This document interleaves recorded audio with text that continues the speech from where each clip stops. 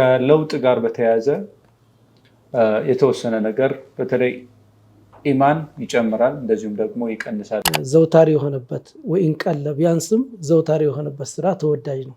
የብዙ ስኬት ላይ የደረሱ ሰዎች መለያ ነገር ይሄ ነው። ፈስተቂም ከማ ኡሚርተ የትእዛዝ ነው አላህ ነብያችን ያላቸው ሰለላሁ ዐለይሂ ወሰለም። ነገር ግን ደግሞ አንዳንድ ሰው ቅድም ያወጣ ተወኩል አላቸውና እንዴት ነው عظم بذكرى الهجرة ذكرى نبي الرحمة عظم بذكرى الهجرة ذكرى نبي الرحمة وخروجي من مكة وحلولي في طيبة وخروجهم من مكة وحلولي في طيبة. السلام عليكم ورحمة الله وبركاته. ود دعوة تي في channel ተከታታዮቻችን በክፍል 3 ተመልሰን መተናል። በክፍል 2 ፕሮግራማችን ራስን ከመገምገም እንደዚሁም ደግሞ ራሳችን እንዴት መለወጥ እንደምንችል የተለያዩ ከአይመተ ሰለፍ ወይም ደግሞ ደጋግ ትውልዶች ከሰሯቸው የምንወስዳቸው ልምዶች ምን እንደሆኑ አይተናል። ከለውጥ ጋር በተያያዘ የተወሰነ ነገር በተለይ ኢማን ይጨምራል እንደዚሁም ደግሞ ይቀንሳልና በለውጥ ሂደት ውስጥ እንደዚህ አይነት ኢማን መቀነስ መጨመር ነገሮች አሉና እንዴት በተከታታይነት ነብዩ ሰለላሁ ዐለይሂ ወሰለም ያው አንድ ስራ ዘውታሪ መሆን አለባት። አንድን ስራ ስንሰራ ዘውታሪ መሆኑ ነው የበለጠ የሚሆነው ትንሽም ቢሆንና ከዚሁ ጋር ተያይዘው ኢንሻአላህ የተወሰነ ነጥብ ሼህ አህመድ ያነሱልናል። ተፈضل ሼህ አህመድ። ቢስሚላህ አልሐምዱሊላህ ወሰላቱ ወሰላሙ ዐላ ረሱሊላህ ወዐላ አሊሂ ወአስሐቢሂ ወመን ዋላ አማ በዕድ። ያው እንግዲህ አንድ ስራ ላይ ዘውታሪ መሆን እንደገና ደግሞ በዛ ኢማን ጨምራል ይቀንሳል በሚለው ላይ እኔ ያው የሚጨምረው ምንድነው ስራዎች ወደ አላህ ተወዳጅ የሆኑ ስራዎች በዛ በሚዘወትርበት ስራ ላይ ነው። አድወሙሃ ነው ዘውታሪ የሆነበት ወይን ቀለ ቢያንስም ዘውታሪ የሆነበት ስራ ተወዳጅ ነው። ምሳሌ ሰውየው ዛሬ ተነሳስቶ 100 ወይም 1000 ሶላት ከሚሰግድ ሁል ጊዜ 3 ረካዓ ሰግዶ ያችኑ ቢያዘወትራት በጣም የተሻለና የበለጠ ይሆናል አላህ ዘንድ ተወዳጅ ስለሆነች። ምክንያቱም የምርቃና ወይም የመነሳሳት ስራ ዛሬ በነሻጣ ተነስቶ የሆነ ነገር ቢያደርግ ሶደቃም ቢሆን እንደዛው ነው። ዒልም ማማር ቢሆን እንደዛው ነው። ማንኛውም መልካም ስራ ያችን አዘውትሮ መያዝ ቀጣይነት መኖሯ አላህ ዘንድ በጣም ተወዳጅ ስለሆነች ሁል ጊዜ አዘውትሮ መያዙ በጣም የተሻለና የተወደደ ይሆናል። ማነው አብዱላህ ኢብኑ አምር ይመስለኛል እና በጾም ዙሪያ የተነሳ ሁል ጊዜ ልጾም አላቸው። አይቻልም ሁል ጊዜ አትችለውም ማለት በቃ አንድ አልፎ አንድ ያችን እንትን አደረገ እና በዛ ላይ ተስማሙ። ግን እንደው ረሱል ያሉኝን ተቀብዬ ብሆን ይሻለኝ ነበር አለ። መጨረሻ ላይ እየደከመ ሲሄድ ከአቅሙ በላይ ሲሆንበት ከረሱል ጋር ቃል የተጋባውን ነገር ለመተው ስለከበደው ስለዚህ እንደዛ እንዳይሆን ምን ማድረግ አለብን? ሁል ጊዜ የጀመርነውን ነገር ዛሬ 2 ረካዓ 3 ረካዓ ሰግደን ከሆነ ነገ ደግሞ እንደዛው ከተሻለ እያሻሻለ እየጨመረ መሄድ። እንደዚሁም ደግሞ ሶደቃም ሆነ ጾምም ሆነ ማንኛውም ኸይር ስራ ላይ ያንን አዘውትሮ መያዙ በጣም የተወደደና የተሻለ ነገር ነው የሚሆነው ማለት ነው። እንደዚሁ ያው ኢማን ልክ ነው። ኢማኑ ሲጨምር ነው እየጨመረ የሚሄደው። አንድ ሰው ኢማኑ ሲጎድል ነው እየቀነሰ የሚሄደው። ኢማኑ የዚዱ ቢጧአቲ ወይንቁሱ ቢልማአሲ። ኢማን ኸይር ስራ ሲሰራ መልካም ስራ ሲሰራበት እየጨመረ እየፋፋ ይሄዳል። ወንጀል ሲሰራ ደግሞ እየቀነሰ ይሄዳል። ያው በቁርአኑም ላይ እንደተገለጸው በሐዲስም ላይ ይሄ እንደውም የአህሉ ሱና ወልጀማዓ አቋም ነው። ስለዚህ ኢማን ይጨምራል ይቀንሳል። የኢማኑ መጨመርና መቀነሱ ነው በዛ ነገር ላይ ዳዋም ሊሰጠው የሚችለው ማለት ነው። ጀዛከላሁ ኸይር ሼህ አህመድ። ኢንሻአላህ ከዚሁ እንግዲህ ከአዲሱ ዓመት ጋር ተያይዞ ብዙ ነጥቦችን እያነሳን ያለ ነው። እንዴት ነው አንድ ሰው በጎ የሆኑ ልምዶችን በፊቱን መጥፎ ልምዶች ልማዶች አስወግዶ በጎ የሆኑ ልምዶችን ለምሳሌ እንደ ተኽጢጥ ሊሆን ይችላል አዳዲስ ነገሮችን ፕላን የማውጣት ያንን ደግሞ በማስፈጸም ላይ ግዴታ ምን ይፈልጋል? ያው እስትቃማ ይፈልጋል። እስትምራር እንዲኖረው የማድረግ ያወጣነው እቅድ ላይና ከዚሁ ጋር ተያይዞ እንዴት ነው መጠቀም ያለብን ጊዜያችንን? እዚህ ጋር የተወሰነ ታነሱ ነው። ጀዛኩሙላሁ ኸይራን። እንግዲህ ሁለት ነገሮች ነው። ቢስሚላሂር ረህማኒር ረሂም ከጊዜ አጠቃቀምና ራስን በጥሩ ልምዶች ላይ ለማቆየት የመጀመሪያው ጥሩ ልምዶች ላይ ለመቆየት ወሳኝ የሆኑ ነጥቦች አሉ። ሰው እንግዲህ መለወጥ የማይፈልግ ሰው ያለ አይመስለኝም። በሁሉም መልክ በኢማኑም በገንዘቡም በሁሉም ነገር የተሻለ ነገር ላይ መሆን ይፈልጋል። ነገር ግን መንገዶች ነው ብዙ ሰው የሚያጣው ማለት እንዴት አድርጌ ነው ያን የማያመጣው? ሼህ አህመድ የጠቀሱት ነገር አለ። ወሳኙ ነገር ይሄ ኮንሲስተንሲ፣ አንድ ነገር ላይ መቆየት፣ በጀመሩት ነገር እስከ መጨረሻው ድረስ ማጠናቀቅ። የብዙ ስኬት ላይ የደረሱ ሰዎች መለያ ነገር ይሄ ነው። ምንም ቢሆን አያቋርጡም፣ የጀመሯትን ነገር አያቋርጡም። ለምሳሌ አንድ ጸሐፊ መሆን የፈለገ ሰው ኪታብ ላዘጋጅ ላሳትም ያለ ሰው መነሻ የሚሆነው እንደው ከመሬት ተነስቶ አይደለም። ይሄ ሰውዬ በየቀኑ የሚያነበው መጽሐፍ አለ ማለት ነው። ትንሽም ቢሆን በጊዜ ሂደት ነው። በቀን አንድ ገጽ ይጽፋል ማለት ነው። ይሄ ሰውዬ ሲደራረብ ሲበዛ ምን ይሆናል? በቀን አንድ ስናደርገው በአመት እኮ አንድ መጽሐፍ ያሳትማል። አንድ ገጽ 365 ገጽ ነው። ትልቅ 365 ገጽ የሆነ መጽሐፍ በአመት ይወጣል ማለት ነው። እና እዚህ ላይ ሰዎች እንትን የሚሉት የሚስቱት ነገር ምንድነው? ሂደቱን ትንሽ ያደርጉታል። 2 ረካዓ ትንሽ እኮ ነች ይላል። በአመት ስትሆን እኮ ብዙ ረካዓ ነች። በቀን የምናነባት አንድ ገጽ ሊሐፍዝ ይችላል አንድ ሰው።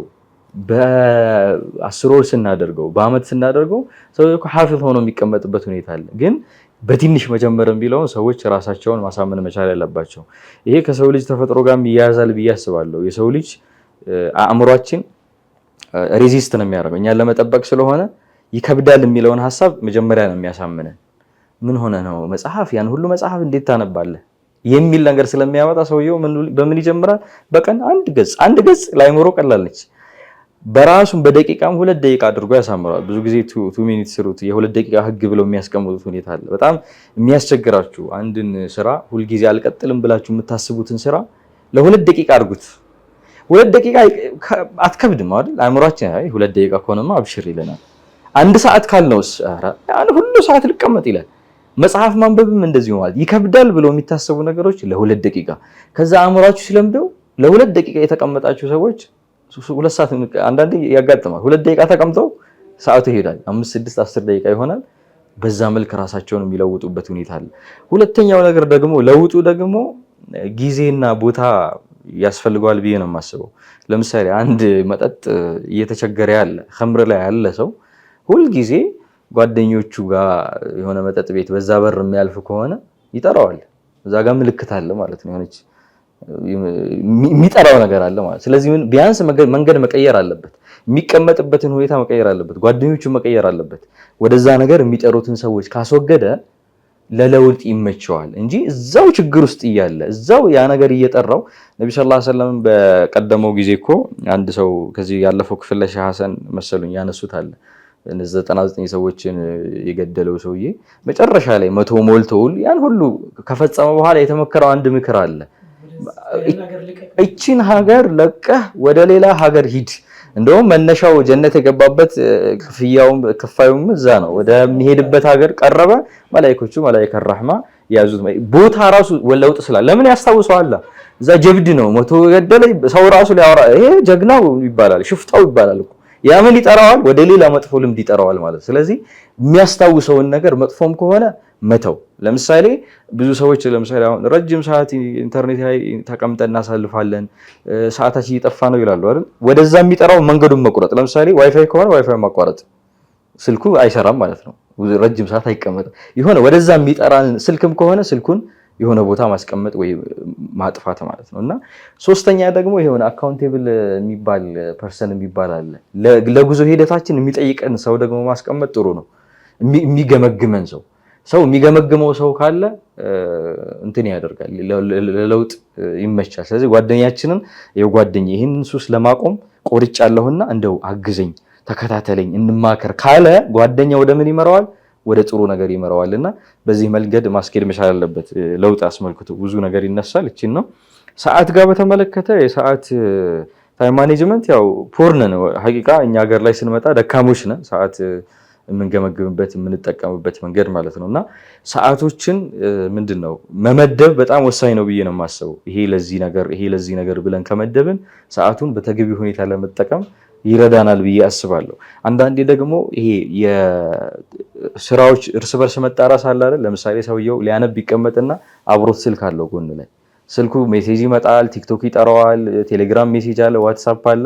ይሄ አንዱን ስራ 1 ሰዓት የሚፈጀውን ስራ 4 ሰዓት ነው የሚፈጅበት። ለምን? ብትንትን ያለ ነው ማለት ነው። ለምን? የተበታተነው የጊዜ አጠቃቀማችን። ለስራ ካስቀመጠው ስራ መሆን መቻል አለበት። ለልጆችም ከሆነ ይሄ ነው። ብዙ ሰዎች ይነግሩኛል ለልጄ እኮ ጊዜ አልሰጠውም። ይመጣል ቤት ሐቂቃ ምን ስልክ ነው የምናየው። ልጆቹ መጫወት ይፈልጋሉ፣ ሰውየውን ነው የሚፈልጉት። እና ይሄ እንደውም በአንዳንድ መጽሐፎች ላይ በእንትን ያስቀምጡታል። ይሄ በእጅ የሚወረወር የሆነ ጨዋታ አለ አይደል ወይ? የምታውቁት ከሆነ ከላይ አንድ ኳስ ሲወረወር ይሄኛው ይቀለባል። እና ልክ በዛ መልክ የሚያስቀምጡበት ሁኔታ አለ። የሆነን ኳስ ወርውራችሁ ቀጣዩን ለመቀበል ይሄኛው እጅ ምን መሆን አለበት? ክፍት መሆን መቻል አለበት። ልክ እንደዛው ማለት ለምሳሌ መስሪያ ቤት ከሆነን የመስሪያ ቤቱን ኳስ ወርውረን ቤት ስንገባ የልጆቹን ኳስ መቀበል አለብን። ጊዜው የማን ነው? የልጆች ማለት ሐቂቃ ብዙ ችግር ያለው ይሄ ነው። ለምሳሌ ሚስቶቻችን ቤት ላይ ጊዜ ይፈልጋሉ ሐቂቃ ማለት ነው። በቃ ሰውየውን ማውራት ይፈልጋሉ። ግን ሰውየው ምን ያደርጋል? ውጭም ስራ ነው፣ ቤትም ስራ ነው፣ ይደወልለታል። ውጭም ሶሻል ሚዲያ ነው፣ ቤትም ሶሻል ሚዲያ ነው። የመዝናኛው ሰዓትና ለቤተሰብ የሚሰጠው ሰዓት አንድ አይደለም፣ ለስራ የሚሰጠው አንድ አይደለም። ይጣረስና ጊዜዎች ይሄዳሉ። መስራት ያለበትን ነገር ሳይሰራ የሚያልፍበት ሁኔታ አለና በጣም ሰዎች ሊጠነቀቁበት የሚገባው ወሳኙ ነገር ያው የጊዜ አጠቃቀም ነው። ህይወት ማለት የሽርፍራፊ ሰከንዶች ድምር ስለሆነ ማለት ነው። ጀዛከላህ ኸይር ኡስታዝ ኢብራሂም። ያው ከጊዜ ጋር በተያያዘ አስፈላጊነቱን በተለያየ አይነት መንገድ መመደብ እንዳለብን ጠቃሚ ያልሆኑ ነገሮች አስፈላጊ የሆኑና ያልሆኑ ነገሮችን በደንብ መለየት እንዳለብን አንስተሃል። ምናልባት ኡስታዝ ሼህ አህመድ የምታነሳቸው ነጥቦች ካሉ ከጊዜ ጋር አጠቃቀም ጋር ተያይዞ እንዴት ነበር ሰለፎች ጊዜያቸውን በአግባቡ ይጠቀሙ የነበሩት? ምናልባት ሐሰን አልበስሪ ይመስለኛል ከጊዜ ጋር ተያይዞ ማ አንተ ኢላ ዘመን የሚል ነገር አላቸውና እንዴት ነበር ጊዜያቸውን ይጠቀሙ የነበሩት? ሌላው ሂጅራ ራሱ የሚያስተምረን ትምህርት አለ። የራሱ የሆነ ተኽጢጥ ነበረው፣ እቅድ ነበረው እና ከእሱም ጋር ተያይዞ የምታነሱት ነጥብ ካለ ኢንሻአላህ ተፈضل። እሺ ባረከላሁ ፊክ። እንግዲህ ጊዜ አጠቃቀም ጊዜ ማለት ህይወት ማለት ነው። ያው ጊዜ የምንለው የሰከንዶችና የደቂቃዎች፣ የሰዓቶች፣ የቀናቶች፣ የሳምንቶች፣ የወሮች፣ የአመታቶች ስብስቦች ናቸው። እነዚህ በአጠቃላይ ዘመን ናቸው፣ ህይወት ናቸው እና ስለዚህ እነዚህን ደግሞ አላህ Subhanahu Wa Ta'ala ዝም ብሎ አላስቀመጣቸውም። ያው ጊዜ ወሳኝ ነው። እዚህ ቁጭ ብለን ለማውራት ጊዜ ወሳኝ ነው። ሽንት ቤት ለመሄድ ጊዜ ወሳኝ ነው። ለመብላት ጊዜ ወሳኝ ነው። ለመጠጣት ጊዜ ወሳኝ ነው። ለመተኛትም ጊዜ ወሳኝ ነው። ስራ ለመስራትም ጊዜ ወሳኝ ነው። ለሁሉም ነገር ለእያንዳንዱ ጊዜ ወሳኝ ነው። ይህ ማለት ደግሞ ህይወት ነው። ከህይወት ጋር የተቆራኘ ነው። እንደውም አንዳንድ አባባሎች አሉ። አልወቅቱ ሰይፉን ለም ተቅጠዑ ፈየቅጠዑከ ነው የሚባለው። ሰይፍ ነው ማለት ከእድሜህ ቀንሶ ያልፋል። አንተ ቶሎ ካልተጠቀምክበት እድሜህን ቀንሶብህ ነው የሚያልፈውና ስለዚህ እንደውም ቀደምቶቹን ስናይ አላህ ደግሞ በዛ በጊዜያቸው በረካ አድርጎላቸዋል። ምሳሌ ሻፊዒን ብናይ እድሜያቸው 54 ናት። በዚህ በ54 ውስጥ የሰሩት ስራ ግን እስከ እቺ ዓለም ፍጻሜ ድረስ የማይሰራ ስራ ነው ሰርተው ያለፉት። በጣም ተጠቅመውበታል። ወደ ኢማሙ ነወዊ ብንመጣ 45 ነው እድሜያቸው። ይህንን ስናሰላው የቀሩበትን ያስቀሩበትን የጻፉበትን ስናይ ከእድሜያቸው አልፎ ነው የሚገኘው። ማለት አላህ በረካ አድርጎላቸዋል። እነሱ በረካ አላህ አድርጎላቸዋል ማለት ነው። እኛ ግን በእያንዳንዳችን ማየት ይቻላል። የሆነ ተራ ነገር ለማውራት ስንት ሰዓት ይፈጅብናል፣ ስንት ደቂቃ ይፈጅብናል። ያ ሁሉ ቢታተም ቢጻፍ ስንት ሙጀለድ ሆኖ ነው የሚወጣው? እንዴ ሌሎቹ እኮ ምናልባት እንግዳ ከመጣ ትንሽ ደቂቃ ነው እንጂ የሚሰጡት እኮ አይሰጡም። በጣም ነው የሚጠቀሙበት ጊዜያቸው ማለት ነው። ሼክ መሐመድ ሼክም እኮ እንደው ምናልባት እንግዳ ሆኖ በጣም ሙሂም ከሆነ 10 ደቂቃ ወይ 20 ደቂቃ ነው የሚሰጡት። ያ ይሄንንም በብዙ ነው የሰጡት ይባላል። ከዚህ ውጭ አይሰጡም። ለምን? ያውቁታል ዋጋውን ጥቅሙን ስለሚያውቁት ማለት ነው። አላህ Subhanahu Wa Ta'ala ወልአስሪ ብሎ ሲምል በዘመን ሲምል የሆነ ነገር ኑክታ አለው። ዝም ብሎ አይደለም የማለው አላህ የሚምልበት ነገር ትልቅ ቦታ ስላለው ነው። ወልፈጅር ያለ ይምልል ቦታ ትልቅ ቦታ ስለሰጠው ነው ማለት ነው። ስለዚህ ይሄን ነገር እኛ እንደነሱ መጠቀም መቻል አለብን። እንደውም ባንዲ ቀን ስንት ሰከንድ ነው? 86400 ሰከንድ ነው ይባላል እንዴ በአንድ ቀን ሰከንዱ ብቻ። ደቂቃው ስንት ይመጣ? 1440 ነው አይደል? በዚህ ውስጥ ግን እነሱ ይጠቀሙበታል። እኛ ጋር ሲመጣ ደግሞ ምንም ነገር የለም። አሁን ቅድም ኡስታዝ ያነሳው ነጥብ አለ። ሰዎች ያው አጫጭር ነገር ስለሚወድ አንዱን አይቶ ሌላውን ያንን በጉጉት እንትን ስለሚል እነሱ ፈለጉት ጎል ለማስገባት ስራውን በደንብ አድርገው ቀመመው ሰርተውታል። አሁን ቤተሰብም ጋር ያለ ችግር ነው ይሄ። ባለቤትም ሆነች እሷ ሌላ ዓለም ነው ያለችው፣ አባወራም ሌላ ዓለም ነው ያለው። በዚህ የተነሳ ትላልቅ ስራ መስራት እየቻለ ብዙ ዒልም መማር እየቻለ ቁርአን ማሐፈዝ እየተቻለ ብዙ ኸይር መስራት እየተቻለ ባልሆነ ነገር ዝም ብለን ጊዜያችንን እናባክነዋለን። አላህ Subhanahu Wa Ta'ala ያው ይጠይቀናል። እድሜ ነበርህ ወጣት ነበርክ ጊዜህን በምን አሳለፍከው? አለም ነው አሚሩኩም እድሜ ያልሰጠናችሁ አላቆየናችሁ ምን ሰራችሁበት? እንጠይቃለን። አላህ ፊት እንቀርባለን፣ ቀብር እንገባለን። ጸጸት ነው የሚሆነው። ያው ካለፈ አለፈ በቃ መመለስ አይቻልም። ስለዚህ ጊዜ ውድ ስለሆነ ዋጋ ስላለው ጊዜ እኮ ወሳኝ ነው። ቅድም ሂጅራ ብለህ አንስተዋል። ነብዩ አለይሂ ሰላቱ ሰላም ቀድመው ተኽጢጥ አድርገዋል፣ ፕላን አውጥተዋል። መጀመሪያ ይህም ብቻ አይደለም፣ ወደዛ ሲሄዱ ወደዛ ወደሚሄዱበት አገር ደልለው ደግሞ አስቀምጠዋል። የሚያርፉበትን አገር ማለት ነው። ሙስዓብ ብን ዑመይር ትልቅ ስራ ሰርተዋል። አምባሳደር እኮ ነው የመዲና አምባሳደር። እነዚህ ትልቅ ስራ ሰርተዋል። ሲወጡ ዝም ብለው አልወጡም። ጊዜን ጠብቀው ነው የተጠቀሙበት። የጠላቶችን ሴራ ለማክሸፍ ማለት ነው። ዝም ብለው ተነስተው አልወጡም። ጊዜን ተጠቅመው ነው። ምሳሌ ጠላቶቻቸው እነሱን ፍለጋ በሚገቡበት ሰዓት እነሱ ጊዜ አመቻችተው ዋሻው ገቡ። ጊዜን ተጠቀሙበት። ዝም ብለው ቢሄዱ አደጋ ላይ ይወድቁ ነበር። ከዛ ደግሞ አሁንም ጊዜን ጠብቀው ተነስተው በዛ በአብዱላህ ብን ኡረይቂጥ በኺሪቱማ በደሊሉ እንዴት መሄድ እንዳለባቸው ይህን ጊዜን ተጠቅመው ነው ሄዱበት። ጊዜ ወሳኝ ነው። ለማንኛውም ነገር ጊዜ ወሳኝ ስለሆነ ጊዜን በአግባቡ መጠቀም ወሳኝ ነው።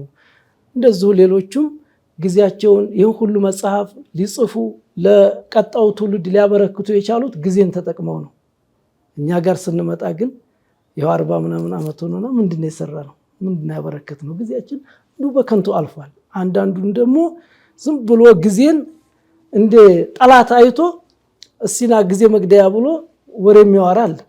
የሆነ ነገር እስቲ ቆይ መደበሪያ ብሎ አንዱን ይዞ ጊዜ መግደያ። ጊዜ እኮ ጠላት አይደለም። አላህ Subhanahu Wa Ta'ala ይህን ጊዜ ተጠቅማችሁበት በኋላ ውጤቱን ታገኛላችሁ ብሎ የሰጠን ጸጋ ነው። ይህን ጸጋ ግን በአግባቡ ካልተጠቀም ተጠያቂ ምንም ማለት ነው የቂያማ ቀን። ውድ ተመልካቾቻችን ክፍል 3 ፕሮግራማችን አላበቃም። ከአፍታ ቆይታ በኋላ ተመልሰን እንመጣለን። ሰላም አለይኩም ለልከቱ። አንደኛ ሰብር ለሰው ልጅ ከአንድ እስከ መጨረሻም አስፈላጊ ነው። ያ ሰብር ደግሞ በውስጣችን ላይ ያለ አላህን መልቀቅ ከአላህ ጋር ያለውን ነገር እናሳካለን ብለን ኢንሻአላህ ብለን ከአላህ ጋር ተወኩል አድርገን ማድረግ ያለብንን በትዕግስት በተስፋ ዛሬ ከነገ ወዲያ ነገ ይሆናል በሚል ተስፋ መቀጠል ይኖርብናል። ፈስተቂም ከማ ኡሚርተ የትእዛዝ ነው ለአላህ ነብያችን ያላቸው ሰለላሁ ዐለይሂ ወሰለም ቀጥ በል ብሏቸዋል። እኛም ደግሞ የእሳቸውን ፈለግ መከተል አለብን። እስቲቃማ መሆን አለ። እስቲቃማው ደግሞ መጀመሪያ የአላህ ተውፊቅ ነው። እኔም አንተም ተናግረው አይደለም። አላህ ሲወፍቅ አንዱ ሰው በእድሜ ልኩን በአንድ ኸይር በዚክርም በሆነ በሰላትም በሆነ በሰደቃም በሆነ ይገርምሃል አላህ በዛ እስቲቃማ ይሰጠዋል። እና አለመሰልቸት ነው። ከዛ ደግሞ በሚሰራበት ስራ ኢስቲቃማ ከፈለገ ዱዓ ማድረግ አለበት። ያአላህ ይሄን በወፈቀኝ ኸይር ስራ አገር አለኝ ወፍቀኝ እስከ መጨረሻው እስከ መሀል ሳይሆን ማለት ነው። የምርቃና ስራ የለም በዲናችን። አንዴ መርቀን ብሎ አዱሃም ምናምን ሁሉ ይሰግድና ከዛ በኋላ እስከ እንትኑ እስከ ፈርዱ ይተዋል። እንደዛ እንዳይሆን ሰውየው ባለበት እንትን መቀጠል ነው ማለት ነው ይዞ። የሰው ልጅ ልክ ነው የመሰላቸት እንትን ይኖራል። ግን ምንድነው ከትንሽ ነገር መጀመር ነው። ለምሳሌ እንዳልኩ አሁን ማለት ቀልብህ ርጥብ ከሆነ አላህን በትክክል ከፈራ 5 ወቅት ሶላት መስጂድ መሄድ ከባድ አይደለም። እነዛን በሄድክ ቁጥር ከዛ 5 ወቅት ሶላት በሰገድክ ቁጥር ቀልብህ እየረጠበ እየተጠጋህ ነው የምትሄደው። ከዛ ምን ታደርጋለህ? ሱና ትጨምራለህ። ከዛ ዛሬ ሱና ካረክ ደግሞ ከ3 4 ቀን በኋላ ደግሞ ዚክር። ከዛ በኋላ ለምን ቁርአን አልቀራም ትላለህ። ምናልባት አሁን ዙሁር ላይ የገባ ሰው እስከ አሱር ሊቆይ ይችላል። ገባህ? እነዚህ ነገሮች ካደረገ በኋላ ቀስ በቀስ ካዳበረ በኋላ ማለት ነው። ያው እንደሚታወቀው ዲንም ገር ስለሆነ እና እንደዚህ ነው አድቫይስ ማድረገው። ለሁላችንም አላህ ያግራልን። ኢባዳውን ከጀመርን በኋላ እሱ ማጠንከር አለብን።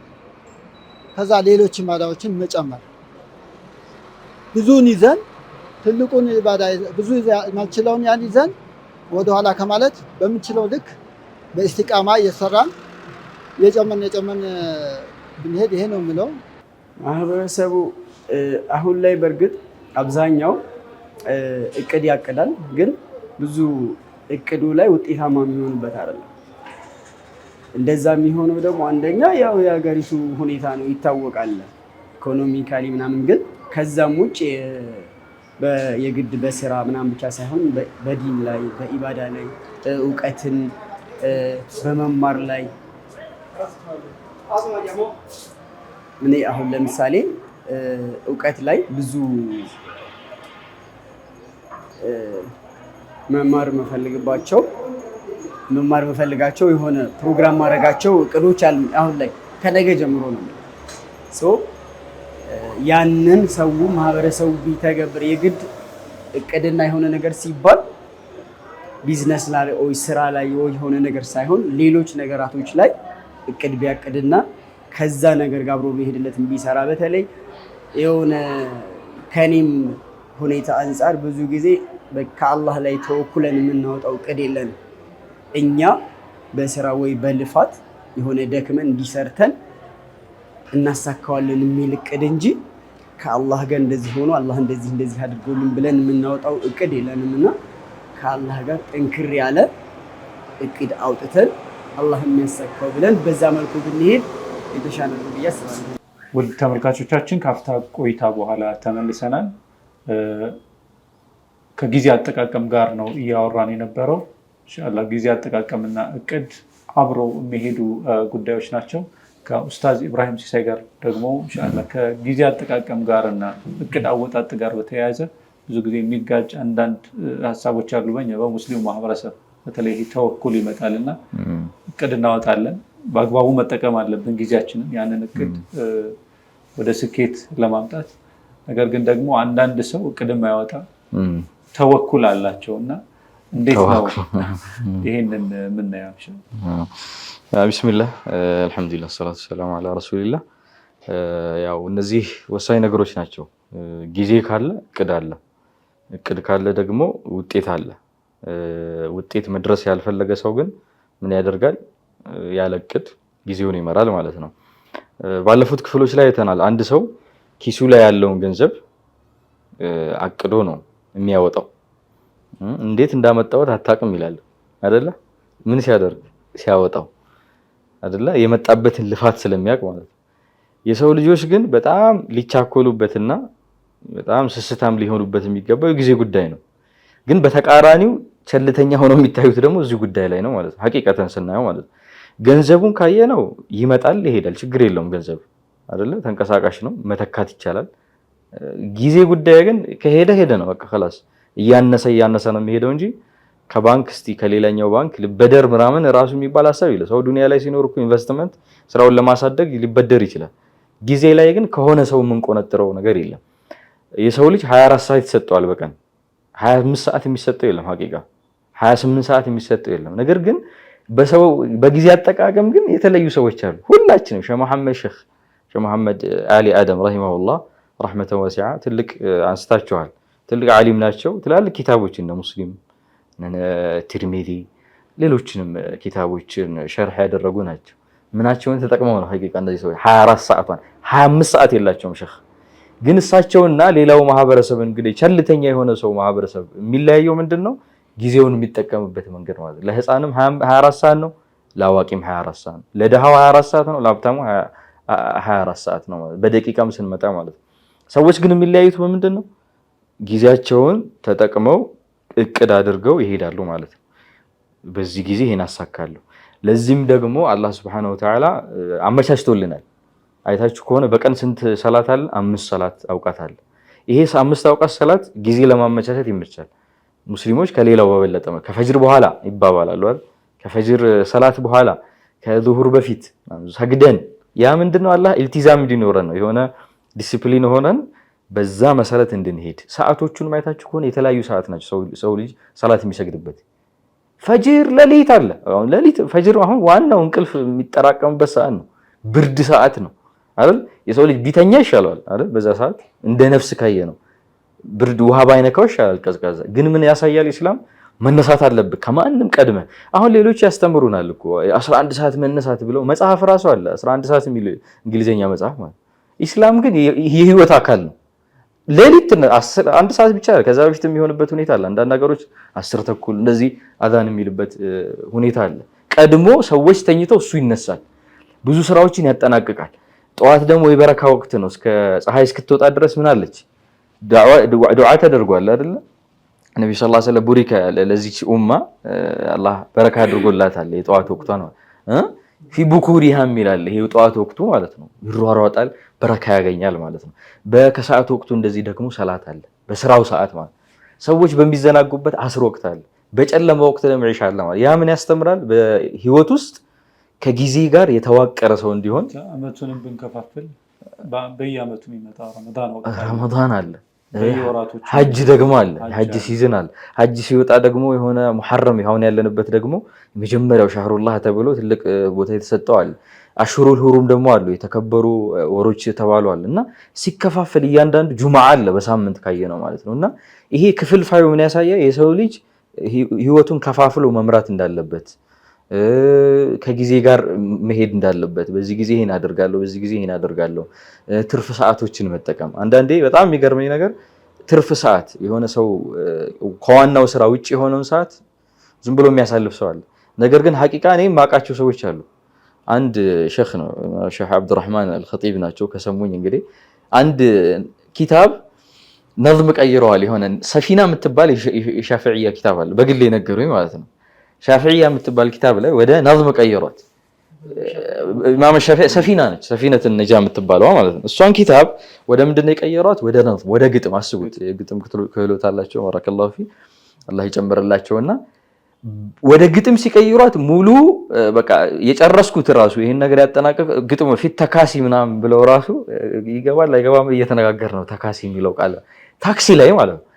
ሼህ መሐመድ ዘይን እዚሁ በምናየው ዛህረዲንም የነገሩኝ አለ። ይሄ የተፍሲር ኪታባቸውን ወደ አማርኛ የቀየሩትን ሲነግሩኝ ሆን ብዬ ጊዜን ለመጠቀም ስል ባስ ላይ በድሮ ጊዜ ማለት ባስ ላይ ሄዳሉ። ከአንድ ጫፍ ወደ ሌላ ጫፍ በባስ ለምን ኢልቲዛም እንደ ቢሮ ነው የሚጠቀሙበት። እዛች ላይ ይሰፍራሉ።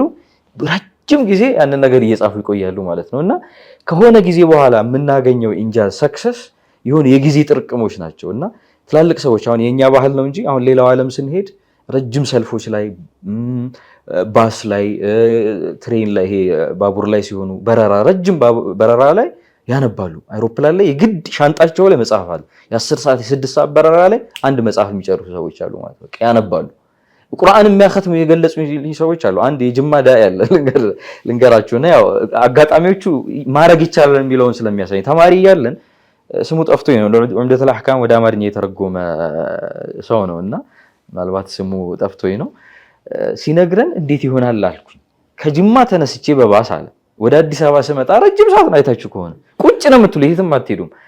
እኔ ላختመው ትንሽ ነው የቀረኝ አለ ቁርአን በዛች ቆይታ ማለት ነው። ቁጭ ብሎ ከመጀመሪያው አንቀመጥም ሌላ ሰዓት። አሁን በአሁኑ ሁኔታችን ቤት ላይ ስንሆን ቁጭ ብለን 6 ሰዓት አንቀመጥም ማለት መንገድ ሲኮንስ መቀመጥ ነው፣ ሌላ አማራጭ የለም። መጽሐፍ ይይዛሉ፣ ቁርአን ያነባሉ። የሱን ልምድ አይቼ ሞከርኩት፣ በተጨባጭ አየሁት ማድረግ እንደሚቻል። ችግራችን ምንድነው? ጊዜያችንን አመቻችተን ለስራው ሰተን አለመቀመጥ ነው እንጂ የኛ ችግር አይደለም። እኛ ሰነፍ ሆነን ሳይሆን መጽሐፉን መጻፍ ይቻላል። ዳዒ መሆን የፈለገ ሰው ዳዒ መሆን ይችላል። ምንም የገደበው ነገር የለም። ልስራ ብሎ ሀብታም የሚሆኑ ሰዎች በንግድ በቢዝነስ ራሱ ያው የአላህ ውሳኔ ቀደር እንዳለ ሁሉ ልፋት ይታይባቸዋል። ጠዋት ነው ሱቅ የሚከፍቱት፣ ማታ ነው ምን የሚያደርጉት? ሱቃቸውን ሰው ተንቀሳቅሶ አልቆ ሲገባ ነው ምናቸውን ሱቃቸውን የሚዘጉት ማለት ነው። ሌላው ግን ሱቁን ከፍቶ 24 ሰዓት እያለ ቲክቶክ የሚቆይ ከሆነ ውጤቱ ምንድነው የሚሆነው? አይምሮ የመገበውን ነው የሚያገኘው። ሁልጊዜ የማይረባ ነገር እያወራ እዛው ባለበት ይቆያል ማለት። የምናያቸውም አሉ በተጨባጭ የዛሬ 5 ዓመት የነበሩ ሰዎች፣ በተመሳሳይ ደግሞ የዛሬ 5 ዓመት ያየናቸው አሁን ሌላ ሰዎች አሉ። በቃ ሌላ ማንነት ገንብተው ትልቅ ሰው ሆነው የሚገኙ አሉና ሁሉንም የሚለየው ወሳኝ ነጥብ ምንድነው? ጊዜን በአግባቡ መጠቀም ነውና ያው ጊዜያችንን በአግባቡ እንጠቀም ለማለት ነው። ከዚሁ ጋር ተያይዞ ምናልባት ያው በተቃራኒው ደግሞ ብዙ ጊዜ አይደለም ጊዜን በአግባቡ መጠቀም ቀርቶ እቅድ ማውጣት ቀርቶ ብሎ በአላህ የሚመካ ሰው አለ። ያም ራሱ አንዱ ትልቅ ቻሌንጅ ነው ብዬ አስባለሁ። ኢንሻአላህ ኸይር። ቀጣይ ኡስታዝ ሼህ አህመድ ከስኬት ጋር በተያያዘ በተለይ ከእስቲቃማ ጋር በተያያዘ ኢንሻአላህ አንዳንድ ሀሳቦችን ያነሱልናል። ያው እስቲቃማ በጣም ወሳኝ ነገር ነው። አሁን ላልናቸው ለውጦች ሁሉ ዋናው ወሳኙ ምንድነው? እስቲቃማ ነው። በዛ ነገር ላይ አንድ ሰው ካልጸና፣ በዛ ነገር ላይ ካልቆየ፣ የተወሰነች ነገር እንትን ብሎ ከሆነ ያንን ዘለቄታ ከሌለው ውጤት አይኖረውም። አሁን ከቀደምቶች ጀምረን ካየን፣ ምሳሌ ከሂጅራው ጀምረን ካየን የሰሃቦች ልፋት ድካም፣ የነሱ ብርታት ጽናት ነው ለዚህ አሁን ላለንበት ትውልድ የእስልምና ሊሸጋገር የቻለው ማለት ነው። የነ ኸዲጃ የነ አቡበክር የነ ዑመር ዱላውንም ጥፊውንም ትችቱንም ሁሉንም አስተናግደው ምንም ነገር ሳይበግራቸው በዛው በዓላማቸው ጸንተው ቆይተው ባላቸው ዒባዳ ባላቸው መልካም ስራ በማንኛውም ነገር መጥፎን ነገር ሁሉ ተከልክለው የነሱ ውጤት ነው እስካሁን ድረስ ሊደርስ የቻለው ማለት ነው። ስለዚህ ሰለፎችም እንደዛው ያንን ሁሉ ድካም ሳይሰማቸው ያ ሁሉ መጽሐፍ ጽፈው አስተምረው ለትውልድ አስተላልፈው የነሱ ብርታት ጽናት ነው ለቀጣው ትውልድ ተላልፎ ወደኛ ላይ ሊደርስ የቻለው። አሁንም አንድ ሰው በሀብትም ለማግኘት ይሁን በዛው ባለበት በመልካሙ ነገር አንዳንዱ ሰው እኮ በመልካም ስራ ጽናት ሲኖረው አንዳንዱ በሐራሙ ይጸናል አለ እኮ። ኸምር በመጠጣቱ እኮ እንደውም እኮ ለዛ ክርክር የሚያቀርብ አለ አይደል? አንተ ኸምር ትላለህ ወዳችን ውስጥ ሌላ ነገር ስንት አለ እያለ የሆነ በቃ እሱ ደልጅ ማምጣቱ ነው በእሱ ሐሳብ ማለት ነው። ይሄ እንደዚህም ይሆናል። ይሄ ምንድነው? ጽናቱን ነው የሚያሳየው። በሐራም በመጥፎ ነገሮች ላይ የሚጸኑ አሉ። እንደዛ አይደለም። እኛ ጽናት የምንለው በመልካም ስራ ላይ አላህን በመፍራትና አላህን በመታዘዝ ላይ እስቲቃማ ሊኖረን ይገባል። ምንድነው? አንድ ሷሃባ መጥቶ ነብዩን አለይሂ ሰላቱ ሰላም ምክር ማንም ሰው እንዲመክረኝ አልፈልግም ከዚህ በኋላ ያንተ ምክር ሲላቸው ኢተቂላህ ሐይሱማ ኩንተ ምንድነው? ፈስተቂም ከማ ኡሚርተም አለ እና ይሄ ማለት ምንድነው? እንደታዘዝከው ቀጥ በል። እሁድ ላይ ያለው ቁርአን ሱረቱ እሁድ ላይ ለፍዙን አምጣልኝ ኡስታዝ። ፈስተቂም ከማ ኡሚርተ የሚለው ወመን ታበ ማአክ፣ ይሄ ነብዩ አለይሂ ሰላቱ ሰላም ሸየበትን ሁድ ብለዋል። ወአኸዋቱሃ ነው ያሉት። ይሄ በጣም ከባድ ነው። እንደታዘዝከው ቀጥ በል ሲባል በጣም ከባድ ነገር ነው። አሸበቱኝ ብለዋል። ስለዚህ አላህ ባዘዘው ነብዩ አለይሂ ሰላቱ ሰላም ባዘዙት ነገር ላይ ቀጥ ማለትና መጽናት በጣም ወሳኝ ነው። እስቲቃማ ማለት ነው። እስቲቃማ ሲኖርህ ደግሞ ውጤቱ ያምራል። ለዕልም ቢሆን አንድ ሰው ዕልምን ለማግኘት እስቲቃማ ያስፈልገዋል እንጂ አንዳንድ ሰው እኮ ምን ያደርጋል? ከሐዲሱም ትንሽ ከፊቅህም ትንሽ ከተለያዩ ከነውም ትንሽ እስቲቃማ የለም። ሁሉንም ያገኘው መስለውና በኋላ ይተዋል። ያየውና ገደል ይሆንበትና በኋላ ይወድቃል ማለት ነው። እስቲቃማ ያደረገ ሰው በአንድ ነገር ላይ አድምቶ እስከ መጨረሻው ከቆየ ውጤት ያገኛል። በሁሉም ነገር ላይ በኢባዳውም ሆነ በማንኛውም ነገር በስራው ዘርፍም ይሁን በኢባዳ ዘርፍም ይሁን በተለያዩ ነገሮች ላይ አንድ ሰው በጥሩ ነገር ላይ እስቲቃማ ካለው መጨረሻው ውጤቱ ያማረ ይሆናል ማለት ነው። ቅድም አስተላልኩ አንድ ሰው ሁሉ ጊዜ በኢባዳው ላይ በረካውም ሆነ በማንኛውም ነገር ላይ እስቲቃማ ካለው ያ በጣም ተወዳጅ ነው አላህ ዘንድ ማለት ነው። የሆነ ነገር እንትን ብሎ ከሚተው እና ስለዚህ ሁላችንም በአጠቃላይ እስቲቃማ ሊኖረን ይገባል የሚለው ነው። ይሄንን በጣም ትኩረት ልንሰጠው ይገባል የሚለው ነው እኔ ሐሳብ ማለት ነው። ጀዛከላህ ሼህ አህመድ ኢንሻአላህ ተጨማሪ ሐሳብ ካለ ኡስታዝ ኢብራሂም ሳይድ ጨምርበትና በተለይ ደግሞ እንደ ግለሰብ ብቻም ሳይሆን እንደ ተቋም ማሰብ እንችላለን።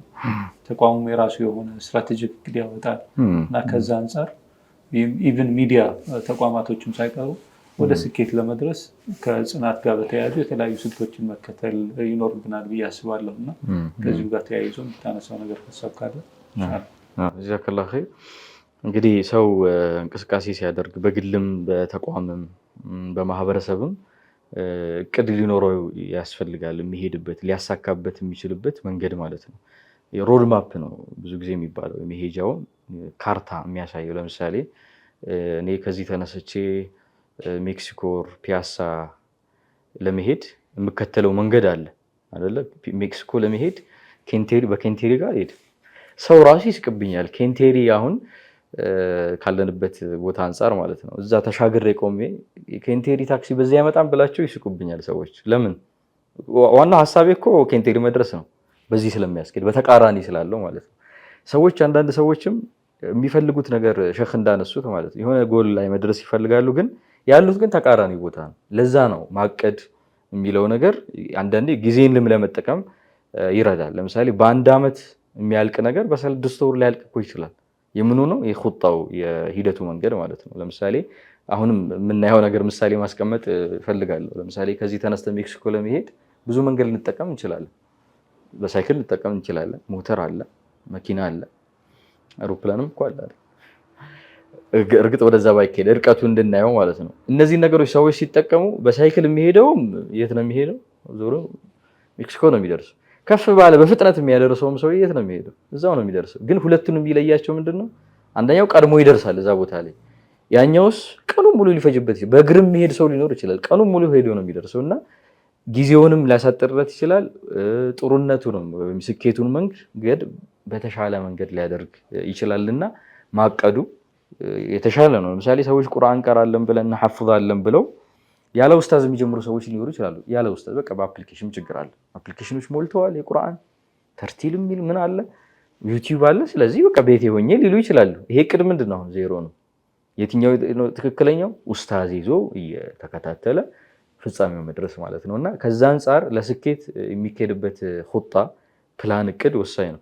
ለዚህ ደግሞ ነብዮች ከማንም የበለጠ የዛ ሰው ናቸው ማለት ተወኩል ብቻ ሳይሆን እንቅስቃሴ ያደርጋሉ፣ ሰበብ ያደርጋሉ።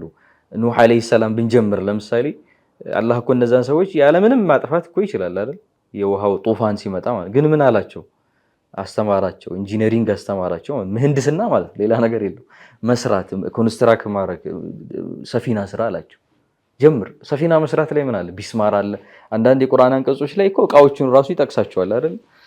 የሱረት አልቀመር ላይ ሰፊናው የተሰራባቸውን ክፍሎች ራሱ ይጠቅሳል። ስለዚህ መምታት አለ፣ ሚስማር አለ፣ ብዙ ነገር ذات الواح ودسر جزاكالله خيرا ጣውላው ምኑ የሚመታው አለ፣ የሚመታውም ሰው አለ ማለት ነው። ስለዚህ ጉልበት ምናምን ያስፈልጋል ማለት ነው።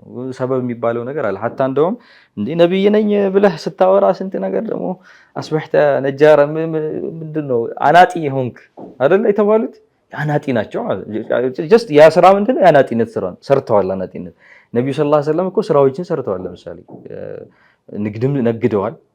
ኢምፖርት ኤክስፖርት ነው የሚባለው በአሁኑ ሰዓት ያው ኮንሰፕት ነው። ሄደው ሌላ ሀገር ኢምፖርት አድርገዋል። የሚሄድ ካለም ኤክስፖርት ማለት አሁን እንዳለው አይነት ነገር ማለት ነው። በብዙ ሀያታቸው ጦርነትም ላይ ስንመጣ ጦርነት የሰው ልጅ ህይወቱን ሊያጣበት የሚችልበት ቦታ ነው አይደል? ወይ በጥሩ ወይም ሸሂድ የሚሆንበት እዛ ቦታ ላይ ራሱ የት ቦታ ማረፍ እንዳለባቸው በኡሁድ ዘመቻ እንዴት መጠቃት እንደሌለባቸው እዛ ጀበል ሩማት ታውቁታላችሁ። ሩማቶች ቀስተኞችን አስቀምጠው ያሰፈሩበት ቦታ አለ፣ ተራራ ቦታ ማለት። ያለ ምንድን ነው? አላህ እኮ ይጠብቃቸዋል አይደል? ያለ ጦርነት ያለ ምንም ይጠብቃል። ግን ሰበብ መያዝ እንዳለበት አንድ ሰበብ ደግሞ ከኹጣው ከፕላኑ ሰው ሲያፈነግጥ ደግሞ ችግር እንደሚመጣ አንዳንድ ሰው መታሰር ይመስለዋል። ይሄ እቅድ ምናምን ሲኖር በቃ በራሳችን በቃ ፈታ ብለን እዛ እየረገጥን መሆን ይላል። ግን ምን ያመጣል? ከእቅድ ውጪ መሆን ይሄው ህይወት ማሳጠት ድረስ ሷሃቦቹ የመሸነፋቸው አንዱ ሰበብ ምንድነው? ከእቅዱ ከፕላኑ ከነብዩ ትእዛዝ ምን ስለሆኑ ነው? ስላፈነገጡ እኮ ነው። ነብዩም በጦር ላይ ነብዩ ሰለላሁ ዐለይሂ ወሰለም ድርዓይን አይደል የሚለብሱበት ሁኔታ አለ። የጦር ልብስ ቀሚሱን ማለት ነው አይደል? ለምን አላህ አይጠብቃቸውም እንዴ? ግን ሰበብ መያዝ አለበት። አንዳንዴ ስለላ ኢንተለጀንስ የሚባለው የስለላ ሂደት አሁንም እናውቃለና ትልቁ ጦርነት ምንድነው? መረጃ ነው አይደል? መረጃ ልከዋል ነብዩ ሰለላሁ ዐለይሂ ወሰለም ሁዘይፋ ጦርነት ሂደህ እስቲ ምን እያደረጉ ነው ሰልለህና። እሱም ደግሞ እንዴት እንደሚደረግ ደግሞ ከሱ ተምረናል። ሄዶ ምንድነው ያደረገው? እንደውም ሳይጠይቀኝ ቀድሜ ጨብጬው ማንህ እንዳይመጣ ማለት ነው። እና ይሄ ሁሉ ነገር ያለው ምንድነው? ሊያተርፋቸው ቢል ነብዩ ሰለላሁ ዐለይሂ ወሰለም ሪሳላውን ይፈልጋል አይደል? ከመካ አንስቶ በነፋስ አይታ ኢስራእና ሚዕራጅ ያዩ ናቸው ነብዩ ሰለላሁ ዐለይሂ ወሰለም አይደል? ያን ግዙፍ ዓለም ባንዴ ሚዕራጅ ወደ አላህ የሄዱ ሰው ግን ሂጅራ ላይ በልፋት ተራራ ላይ ወጥተው ይሄ ጋሩ ተውራ አይደል? በዛ ሂደት ደግሞ ሚና የተሰጣቸው ሰዎች አሉ። አንተ ሄደህ እንደዚህ ታረጋለህ፣ አንተ ሄደህ ቁረይሾች ውስጥ እያደርክ አብደላህ ብን አብዱራህማን ነው አብደላህን ልከውት ነበር። ቁረይሾች ውስጥ እያደረ ወሬ እያዳመጠ ምን አብሯቸው ይውላል። አብደላህ ያቀብላቸዋል፣ ወሬ ያቀባያላቸው ማለት። ስንቅ ዞ የሚመጣ ሰው አለ። የሰውን ኮቴ ደግሞ የሚያጠፋ በጊዞ ደግሞ የሚነዳ አካል አለ። በጣም ነው ቁጭ ብዬ ሳስቡ ምን አይነት እቅድ ነው? አሳስተው ደግሞ አቅጣጫውን ተቃራኒ አድርገው መሄዳቸው፣ የሆነ ቀን እዛ ማሳለፋቸው፣ መንገድ የሚያቅሰው። አንዳንድ ሰው ደግሞ አሁን ምን ችግር አለው ብሎ ባለሙያ የሚንቅሰው አለ። እዚህ ጋር በጣም አጽንኦት የምሰጠው ነገር ባለሙያ በሙያው መከበር አለበት። ይህን ቪዲዮ ወደ ተመልካቾች ስናደርስ እዚህ ጋር ካሜራማኖች እየለፉ ነው፣ ድምፅ እንዳይረብሽ ላይቱን ምናምን መከበር አለባቸው። ያለ ጣልቃ አንተ ካሜራውን ወደዛ አድርግ ሙያ አይደለም፣ ሙያው ስለሆነ ሊከበር ይገባል። ነብዩ ሰለላሁ ዐለይሂ ወሰለም ምንድነው ያደረጉት?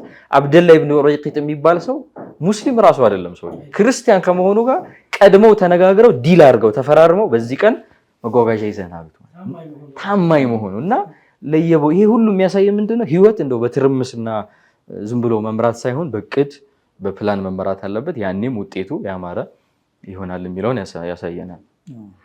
ለዚህ ደግሞ ያው አዲስ አመት ደግሞ ሲመጣ እኛም እቅድ ለማቀድ ራሳችን ላይ ገምግመን ከአምና የተሻለ ምን መስራት አለብን፣ ጊዜያችንን በአግባቡ እንዴት መጠቀም እንዳለብንም ትልቅ ትምህርት የምንወስድበት ነው።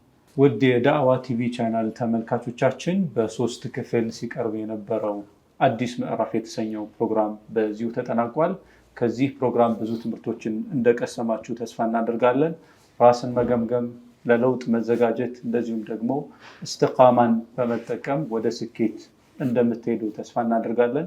ወሰላሙ አለይኩም ወራህመቱላሂ ወበረካቱሁ። عظم بذكرى الهجرة ذكرى نبي الرحمة عظم بذكرى الهجرة ذكرى نبي الرحمة وخروجي من مكة وحلولي في طيبة وخروجي من مكة وحلولي في طيبة